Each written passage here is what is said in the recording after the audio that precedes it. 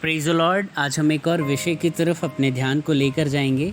ये एक ऐसा विषय है जिसके बारे में बहुत कम लोगों ने डीपली सोचा है और इसे जानने की कोशिश करी है।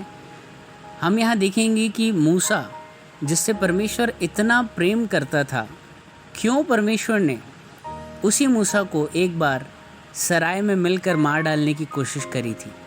जी हाँ, इस विषय का विवरण हमें निर्गमन की किताब उसके 4 अध्याय और उसकी 24 और 25 आयत में मिलता है। यहाँ पर इस प्रकार से लिखा है, तब ऐसा हुआ कि मार्ग पर सराय में यहोवा ने मूसा से भेंट करके उसे मार डालना चाहा। तब सिप्पोरा ने एक तेज चकमक पत्थर लेकर अपने बेटे की खलड़ी को काट डाला और मूसा के पांव पर यह कहकर फेंक दिया, निश्चय तू मेरे लिए लहू बहाने वाला मेरा पति है। तब यहोवा ने उसको छोड़ दिया। उस समय खतने के कारण वह बोली, तू लहू बहाने वाला पति है। मूसा इस पृथ्वी भर के रहने वाले मनुष्यों में सबसे नम्र व्यक्ति, मूसा, जिसके लिए परमेश्वर ने इतनी बड़ी बुलाहट रखी थी कि वो इजराइलियों को मिस्र से निकालकर उनके प्रॉमिस लैंड तक पहुंचाए। वही मूसा जिससे परमेश्वर आमने सामने ऐसे बातें किया करता था जैसे एक भाई दूसरे भाई से, और वही मूसा जिसे परमेश्वर ने व्यवस्था दी थी, अपने हाथों से पट्टियों पर लिखकर न सिर्फ 10 आज्ञाएं लेकिन पूरी की पूरी व्यवस्था उन 40 दिनों और 40 रातों में सिखाई थी। उसके सामने मंदिर का नमूना पेश किया, सब कुछ उसे दिखाया और समझाया और कहा कि इजराइलियों को जाकर इस व्यवस्था को उन्हें सिखा। तो मूसा एक व्यवस्था का सिखाने वाला था, परमेश्वर की विधियों और परमेश्वर की आज्ञाओं को लोगों को समझाने वाला था। लेकिन उसके स्वयं के जीवन में जब उसका विवाह सिप्पोरा से हुआ, जो कि मिद्यानियों से ताल्लुकात रखती है, जहाँ पर ये जो खतने की ये जो एक पेनफुल एक रिचुअल एक विधि है जिसको न माना जाता था न फॉलो किया जाता था, और उसने अपने ही बेटे का खतना नहीं कराया था। वो लोगों को, इजरायलियों को सिखाता था इस वाचा के विषय, खतना जो कि एक वाचा को दिखाता है, जो कि इजरायलियों के परमेश्वर के प्रति समर्पण और उनके कमिटमेंट का एक प्रतिरूप था।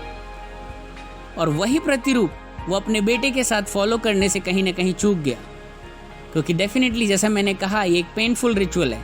तो हो सकता है सिप्पोरा ने रिक्वेस्ट किया होगा कि क्यों हम अपने बच्चे को कष्ट दें, लेकिन परमेश्वर जो कि व्यवस्था का देने वाला, जिसकी बात हाँ की हाँ और ना की ना रहती है, जो धर्मी और न्यायी परमेश्वर है, वो कभी भी अपनी वाचा से, अपनी आज्ञाओं से, अपनी विधियों से पीछे नहीं हटता। और जो भी इन वाचाओं और इन आज्ञाओं और इन विधियों का सम्मान नहीं करते हैं, उनको दंडित करने से बिल्कुल भी नहीं चूकता, चाहे वो उसके कितने ही प्रियजन क्यों ना हो, कितने ही करीबी क्यों ना हो, वो उनसे कितना भी स्नेह क्यों ना करता हो। परमेश्वर कभी किसी का पक्षपात नहीं करता, वो धर्मी और न्यायी परमेश्वर है।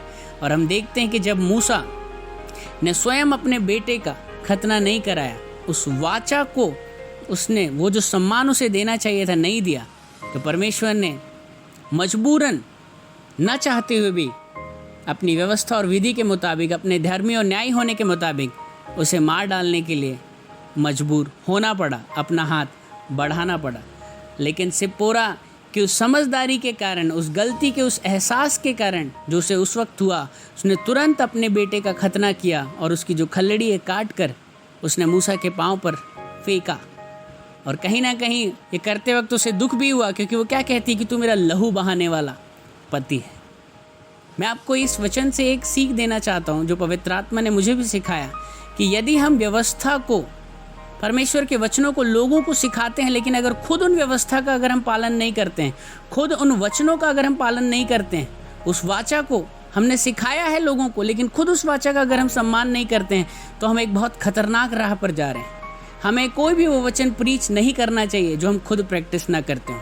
हमें परमेश्वर के वचन का, उसकी उस वाचा का, उसकी उस विधियों का सम्मान करना है। प्रभु यीशु मसीह इन वचनों के द्वारा हमें आशीषित करे, हमें प्रेरणा दे।